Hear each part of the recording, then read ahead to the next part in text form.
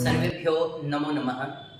आज फिर जयपाल शास्त्री संस्कृत चैनल में आप सभी विद्वानों का हार्दिक अभिनंदन है, स्वागत है।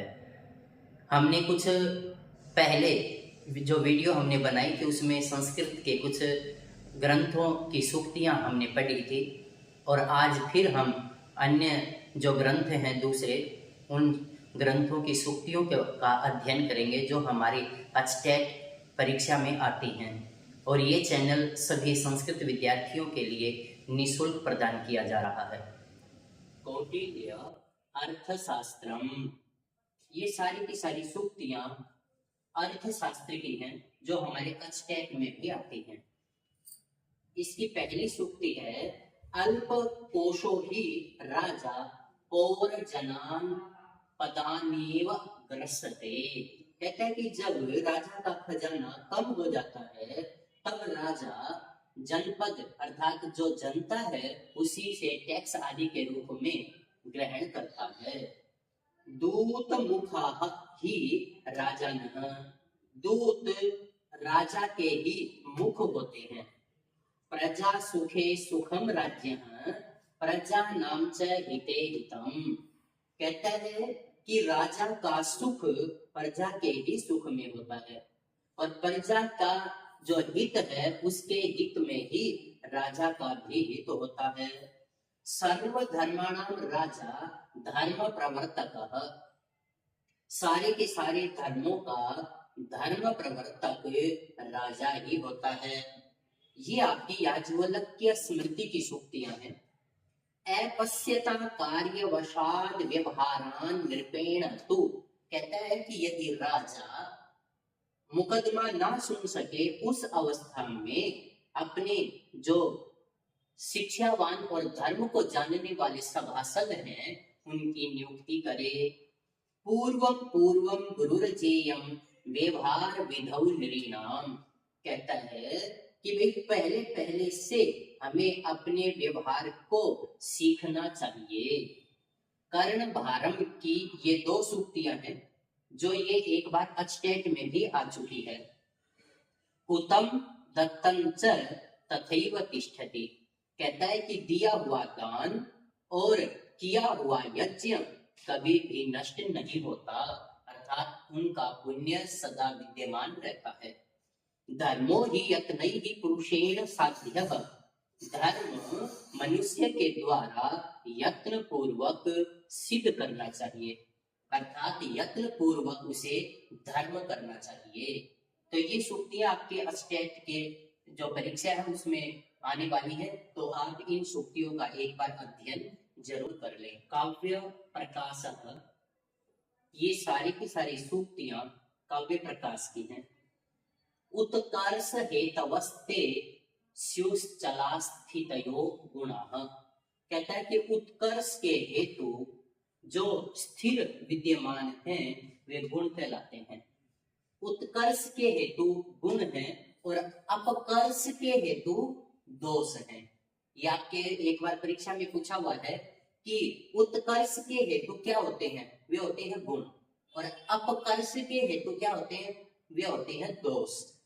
काव्यम यश से अर्थ कृते व्यवहार विदे श्वेत्र क्षतये, कहता है कि काव्य यश के लिए है, धन के लिए है, अच्छे व्यवहार को जानने के लिए है और जल्दी ही अपना कल्याण प्राप्त करने के लिए होता है।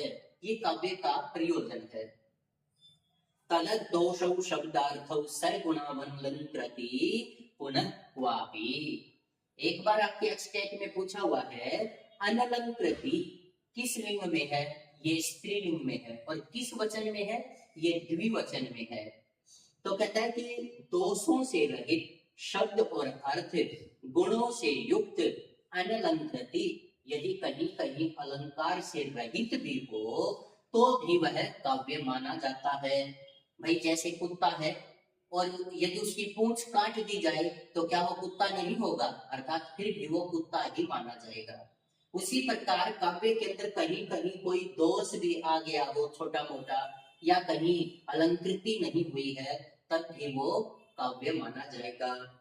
तात्पर्यो अपि केषुचित्, कहते हैं कि कहीं कहीं तात्पर्य भी होता है।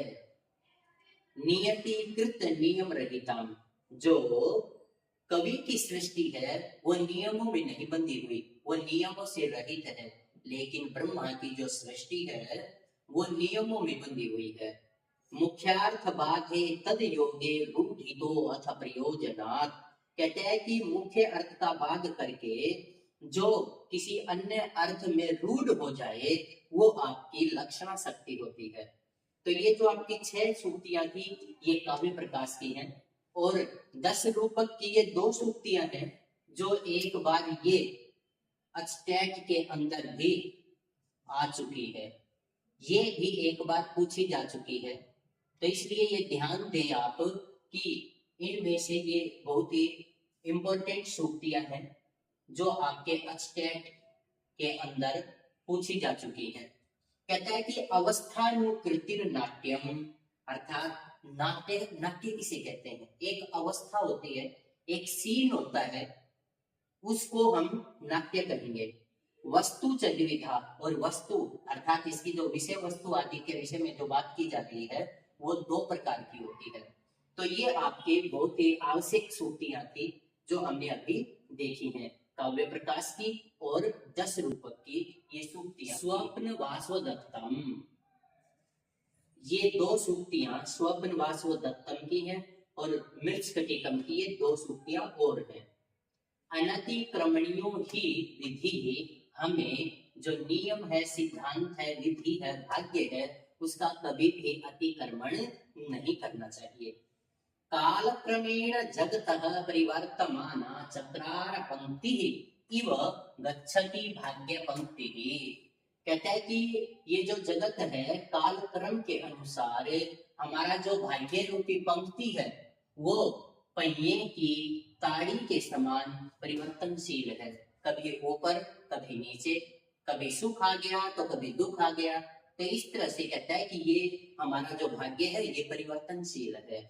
मृच्छकटिकम की है, लिम्पतीव तमंगानि वर्षति वांजनम नभः, ऐसत पुरुष सेवेव दृष्टिर विफलतांगता।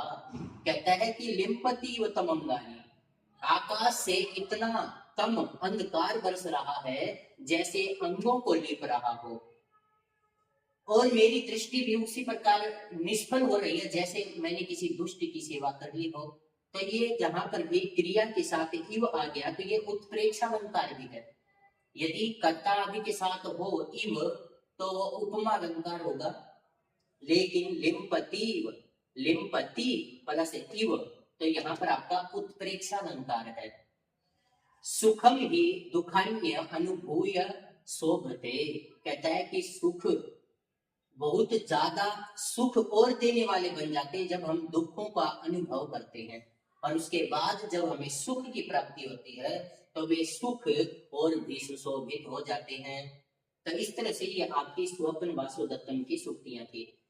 हमने जो मुख्य मुख्य ग्रंथों की जो मुख्य मुख्य सूक्तियां थी वो हमने सारी इसमें पढ़ ली हैं। लेकिन आगे वाली जो वीडियो होगी वो हमारी अचटेट में अब तक जितनी भी सूक्तियां आ चुकी हैं या अन्य परीक्षाओं में आ चुकी हैं उनसे संबंधित सभी ग्रंथों की सूक्तियों की हम एक वीडियो बनाएंगे, और आप उन सभी सूक्तियों को देखने के लिए जिससे आप अचटेट की परीक्षा में अच्छी प्रकार से उन्हें कर पाए, हमारी इस चैनल को जयपाल शास्त्री चैनल को सब्सक्राइब और लाइक जरूर करें, जिससे आपको जो हम हमारे द्वारा बनाई जा रही वीडियो है वो आपको समय पर मिलती रहे।